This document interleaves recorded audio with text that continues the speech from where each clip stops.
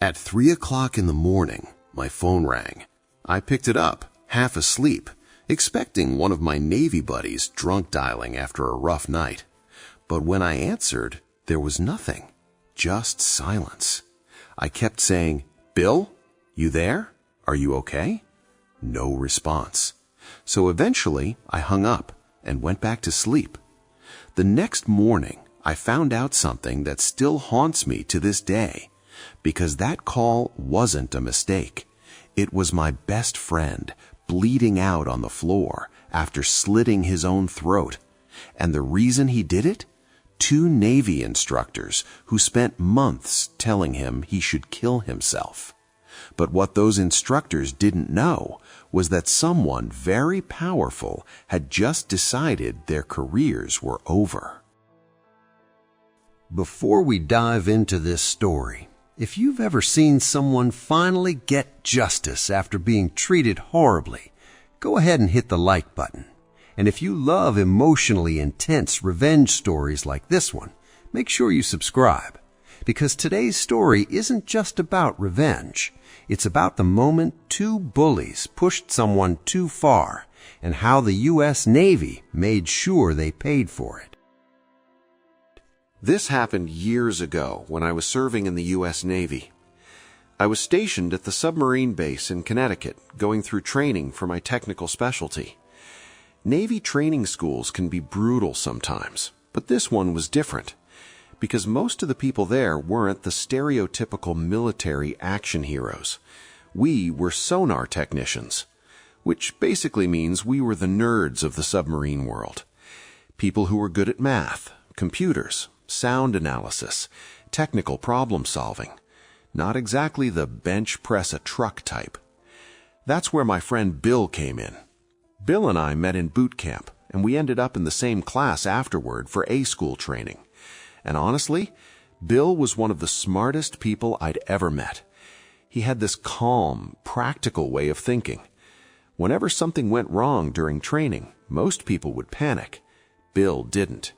He'd quietly look at the problem for a minute, then explain exactly how to fix it, like it was the simplest thing in the world. The kind of guy who made complicated systems look easy. If you asked any of us, we would have bet money that Bill was going to become an incredible sonar technician.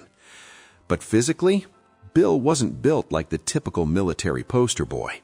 He was short, a little chubby, he wore glasses, and he definitely wasn't the fastest guy on the running track. But here's the thing. He met the Navy's physical fitness standards. Every test, every time, he passed. And that should have been enough. Unfortunately, it wasn't enough for the 2 instructors running our physical training. 2 petty officers who thought they were training Navy SEALs instead of submarine technicians. These guys were obsessed with being tough, obsessed with fitness, obsessed with proving how hardcore they were. Which would have been fine if they hadn't decided to make Bill their personal punching bag. 3 times a week we had physical training, running, push-ups, sit-ups, circuit workouts. Most of us struggled through it, but kept up well enough. Bill usually finished last during runs. Not by a huge margin, but enough that those 2 petty officers noticed. And once they noticed, they never let it go. At first, it started as the usual military trash talk. Move it, glasses. Pick up the pace, tubby. Stuff like that. But over time, it got worse. Much worse. Soon it wasn't just insults. It was constant humiliation. They'd scream at him in front of everyone. Call him fat. Call him lazy. Tell him he didn't belong in the Navy. Every mistake he made in training became an excuse for them to tear into him. But the worst part? They started saying things that crossed a line no one should ever cross. They'd tell him, maybe you should just kill yourself, save the Navy the trouble. The first time they said it, everyone laughed nervously because we thought it was just dark military humor. But they didn't say it once. They said it over and over again, day after day, week after week. And every time they did, I could see Bill shrink a little more. Then one day during a run, Bill pushed himself too hard. His knee gave out. He collapsed onto the pavement. At first, we thought it was just exhaustion, but when he stood up, he could barely put weight on his leg. The medical staff checked him out, and the doctor gave him light duty orders, which basically means no intense workouts until his knee healed. He even had the official paperwork to prove it.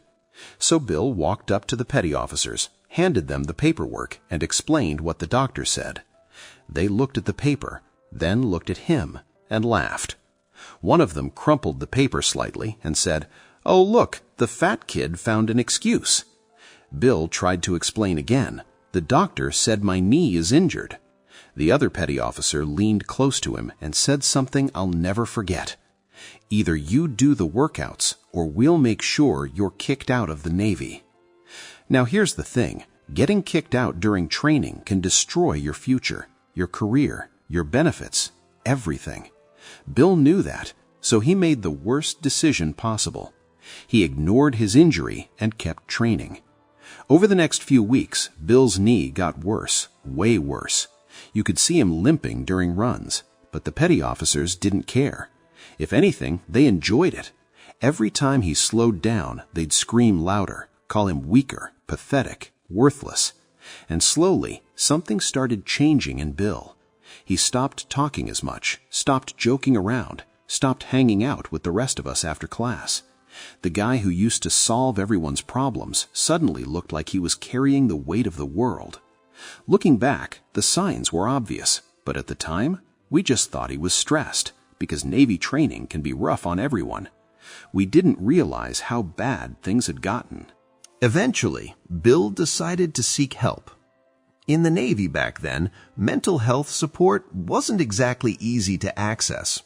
The one person you could always talk to was the chaplain. For those who don't know, the chaplain is basically the Navy's religious counselor. But more importantly, they're someone sailors can talk to about anything. And because of confidentiality rules, they can't report your conversations. Our chaplain was this tiny, incredibly kind woman, always smiling, always gentle, the kind of person who made you feel calm just by being around her. But despite her sweet personality, she was also a captain, a very high-ranking officer. So Bill scheduled a meeting with her.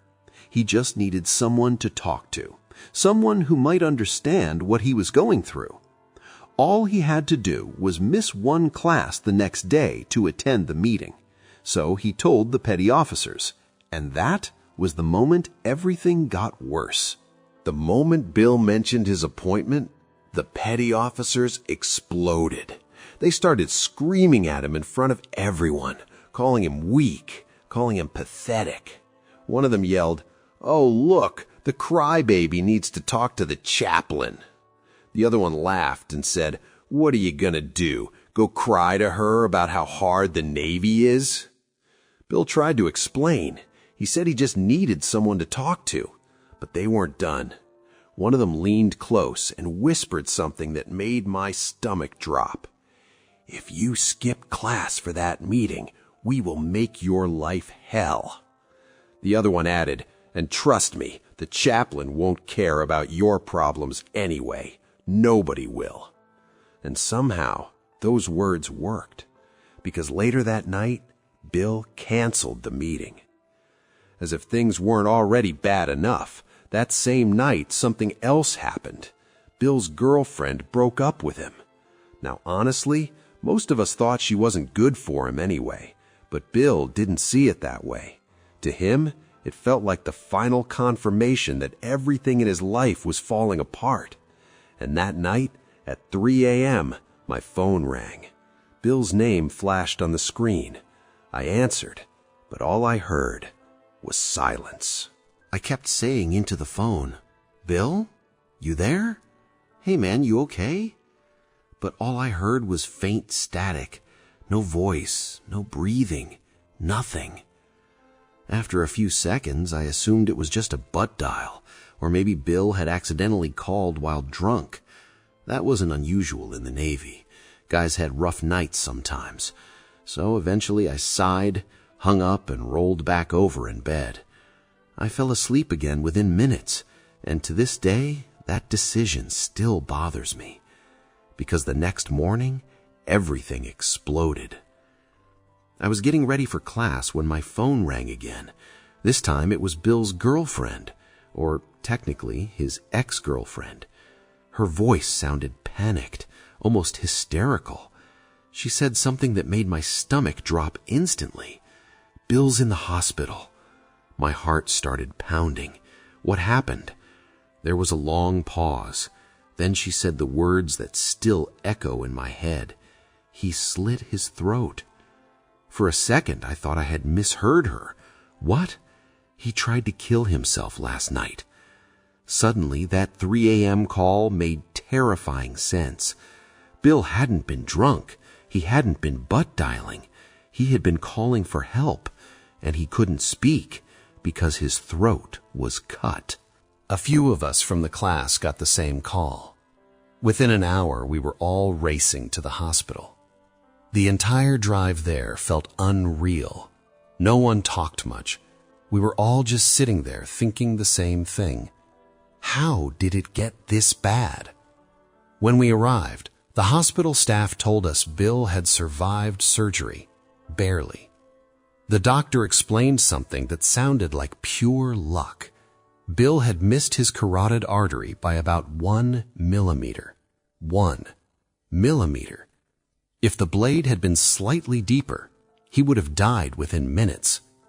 But there was another strange twist. Apparently, the night had been extremely cold, cold enough that the blood clotted on the outside of his neck, forming a kind of natural seal. That clot slowed the bleeding long enough for emergency responders to reach him. In other words, Bill survived because of a freak accident of nature. As we were walking down the hallway toward Bill's room, we passed someone coming the opposite direction. It was the chaplain, the same small, gentle woman Bill had almost gone to see the day before. She stopped when she recognized us. Her face looked tired, like she hadn't slept, but she spoke softly. "Bill is going to be okay." All of us breathed out at once. Then she added something else. "I won't forget this."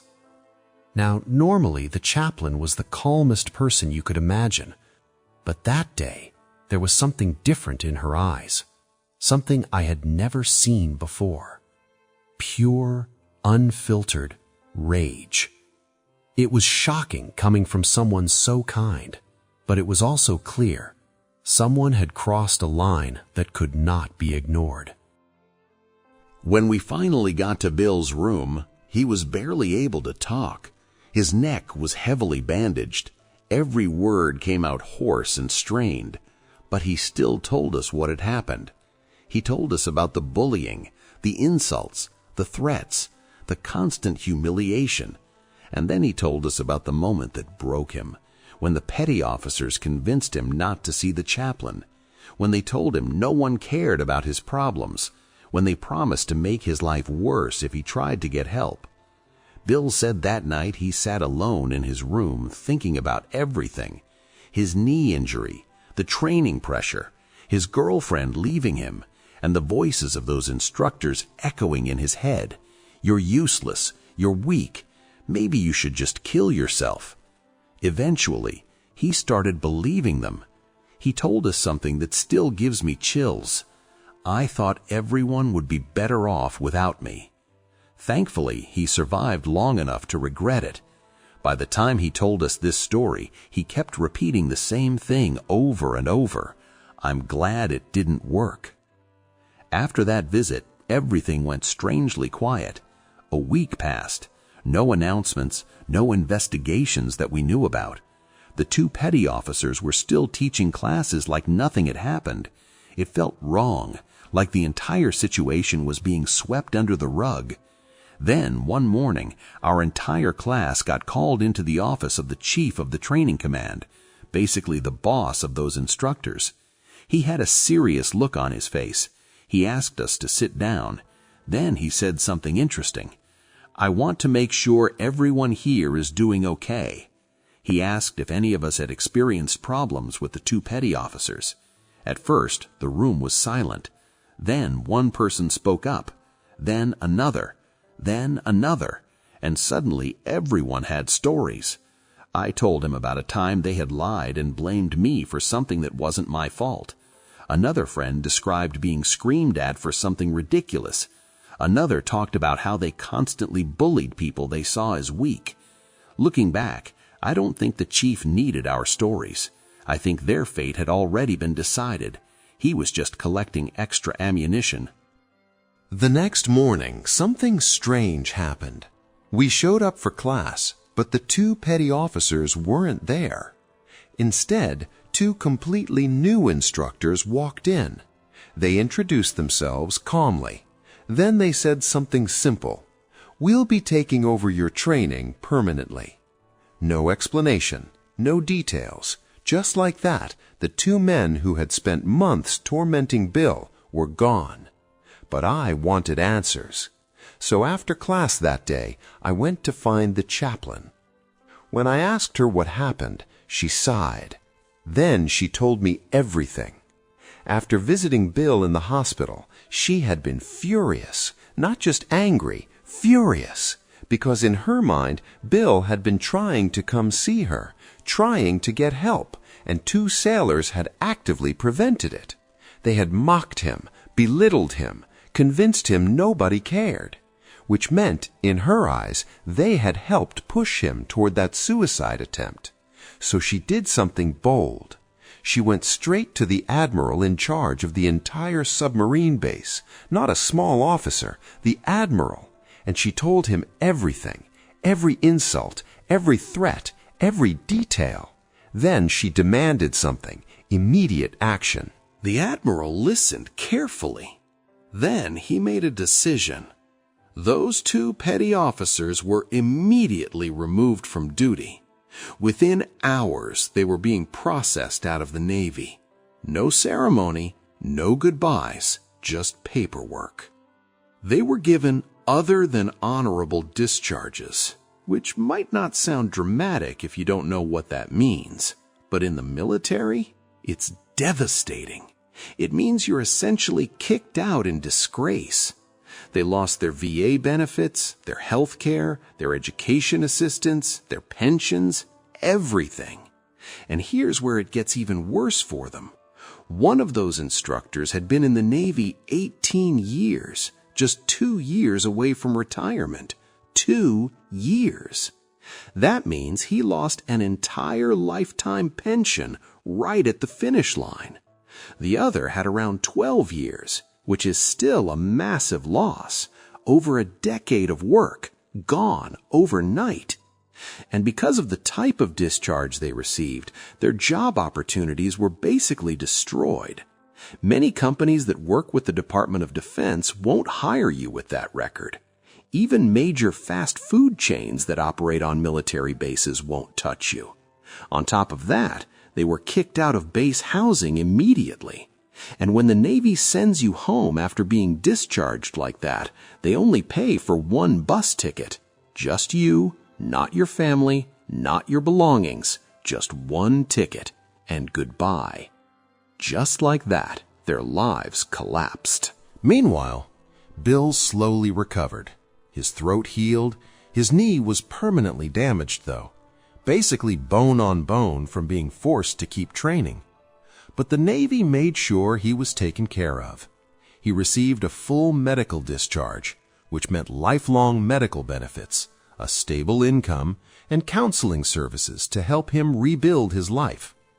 Eventually, Bill went home, and over time, he started putting himself back together.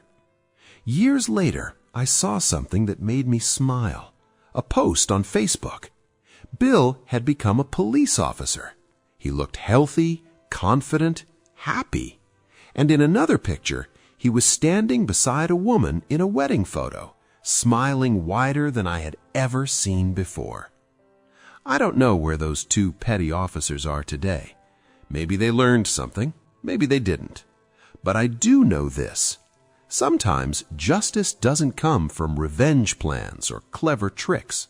Sometimes justice comes from the right person seeing the truth and refusing to let cruelty go unpunished. And in this case, Two bullies lost everything because they pushed the wrong person too far.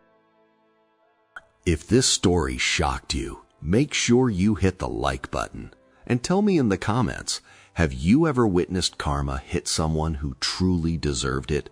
Your stories might be featured in a future video. And of course, subscribe for more intense Reddit revenge stories just like this one. Because sometimes the most satisfying revenge is simply watching justice finally catch up.